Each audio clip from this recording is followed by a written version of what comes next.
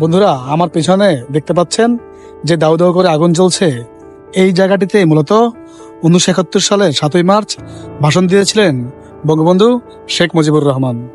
আজও সেই স্মৃতিচিহ্নটি রয়ে গেছে। বন্ধুরা, ঢাকা শহরের রমনা এলাকায় অবস্থিত শহীদ সোহরাওয়ার্দী উদ্যান থেকে শুভেচ্ছা জানাচ্ছি। আমি তানভীর রহমান। বন্ধুরা, আজ আপনাদেরকে ঘুরে দেখাবো এই শহীদ সোহরাওয়ার্দী উদ্যানটি।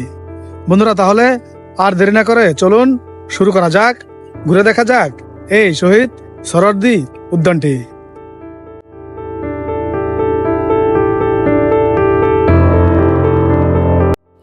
গেট দিয়ে প্রবেশ করার সঙ্গে সঙ্গেই আপনি দেখতে পাবেন এমন সুন্দর মনোরম নিরিবিলি পরিবেশ। কিছুদূর সামনে এগোতেই আমাদের চোখে পড়ল ভিডিওর ডান পাশে থাকা ছোট্ট একটি পাহাড়ের মতো। আসলে এটি পাহাড় নয়, মাটি কেটে এটি উঁচু করে ডিজাইন করা হয়েছে। ব্যস্ত এই শহরের মধ্যে এমন নিরিবিলি পরিবেশ খুঁজে পাওয়াই যেন খুব মুশকিল। বন্ধুরা, এখানে আসলে আপনি বারে বারে হারিয়ে যেতে চাইবেন। কিচিরমিচির পাখির ডাক আর মিষ্টি বাতাসে আপনাকে নিয়ে যাবে যেন অন্য এক ভুবনে।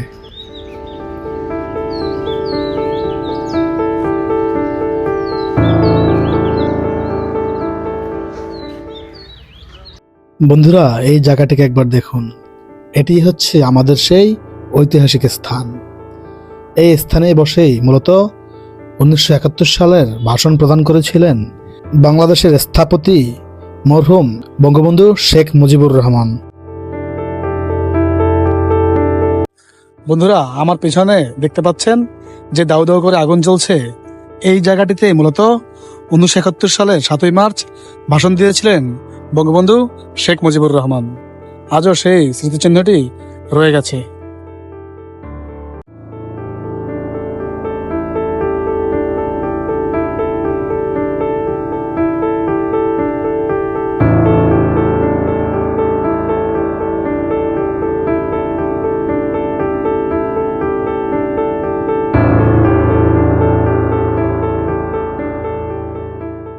শুক্রবার সহ সপ্তাহের যে কোনো দিন ছুটি পেলেই মানুষ বেড়াতে আসে এই ইতিহাসের স্থানে।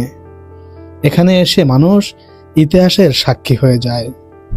এই স্থানে 1971 সালে লাখো মানুষের সামনে ভাষণ প্রদান করেছিলেন বঙ্গবন্ধু শেখ মুজিবুর রহমান।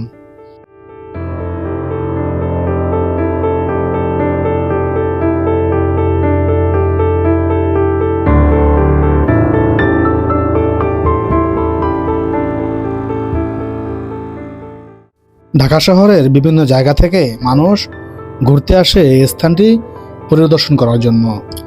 বন্ধুরা, সামনে দেখতে পাচ্ছেন মুক্তিযুদ্ধ জাদুঘরের কিছু চিহ্ন।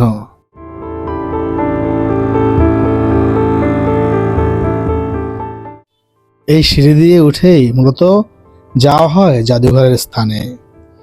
এখানে উঠে সামনে বিশাল একটি টাওয়ার দেখা যায়। এই টাওয়ারটি রাতের বেলায় বেশ আলো ছড়ায়। এর নিচে রয়েছে বড় বড় বাতি। মূলত এই বাতির কারণেই এটি বেশ আলোকিত মনে হয়। বাংলাদেশের ইতিহাস, ঐতিহ্য, মুক্তিযুদ্ধের ইতিহাস, ঐতিহ্যই মূলত তুলে ধরা হয়েছে এই ওয়ালটিতে। বন্ধুরা, এখানে বাংলাদেশের মুক্তিযুদ্ধের বিভিন্ন বিষয় তুলে ধরা হয়েছে।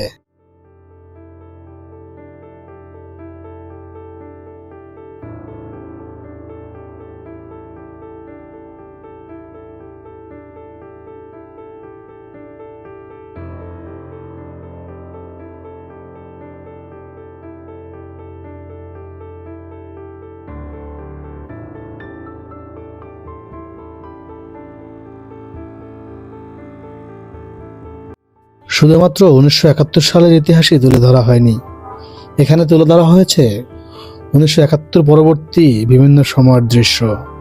বাংলাদেশে যখন দুর্ভিক্ষ লেগেছিল তখনকারও কিছু স্মৃতি এই দেয়ালে জায়গা পেয়েছে।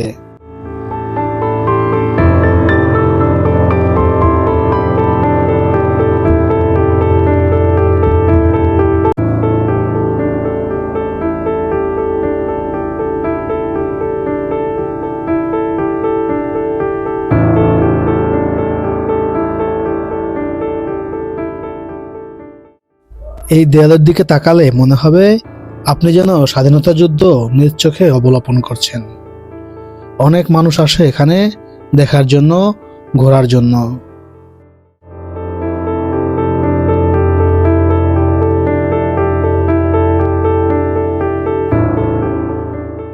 দূর থেকে এই টাওয়ারটি যতটুকু দেখা যায় তার থেকে কয়েক গুণ বড় দেখা যায় কাছ থেকে এলে। এটি মূলত কাঁচ দিয়ে তৈরি সুউচ্চ একটি টাওয়ার। এখান থেকে আপনি যদি পরিবেশটা পুরোপুরি দেখতে চান তাহলে দেখতে ঠিক এইরকম লাগবে। এখানে রয়েছে বেশ বড়সড় একটি লেক। এই লেকে অনেকে গোসল করে, অনেকে মাছ ধরতে পারে। বন্ধুরা, এখন শীতের দিন হওয়াতে মানুষের আনাগোনা একটু কম দেখা যায়, তবে বিকেল হলে মানুষের আনাগোনা এখনকার থেকে আরেকটু বাড়বে।